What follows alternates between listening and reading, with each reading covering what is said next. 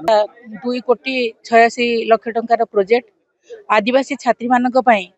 एटा निर्मित होइतरा आमे बहुत खुशी बहुत दूर दूरांतर आसिक पिला माने एठी रहिବାକୁ सुविधा नथियारु बहुत असुविधार सम्मुखीन हेई भड़ा घर नेक रहउतिले तेणु सरकार तरफ एई जो कार्यक्रम हेइची एवं आमर मान्यवर विधायक महोदय को कर कमल रे एटा को जेहेतु उद्घाटन करा जायछि सेति पई मु बहुत खुशी एवं चेष्टा करछि जेमिते एई कामटा जेते जल्दी सरियो पिला माने सेते जल्दी उपकृत हेबे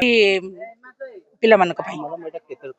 एटा टंका सैंक्शन हेतिला हमर आर प्रिंसिपल जे थिले सेते बढु त मु ठीक टाइम टा कहि परिबिनी किंतु केते गुडिया कारण बसत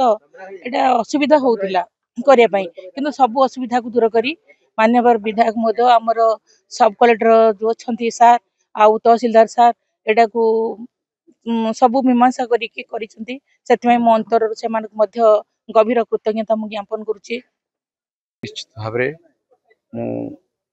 ओडिशार माननीय मुख्यमंत्री मोहन चरण माझी को धन्यवाद देवी। ये कामाख्यानगर रे दीर्घ दिन धरी अर्थ आसिले किसी कारणवशत ये कार्य आरंभ हो पारा एवं एथिपाई आमर विभाग पीडब्ल्यूडी आमर सेठी बाबू अच्छा आ विशेष भाव महिला विद्यालय प्रिंसिपाल समस्त सहयोगी समस्त चेष्टा ये आज तार शुभ दिहला एवं आमे जेहेतु ये दीर्घ दिन धरी पैसा रहा ये अनेक असुविधा थिला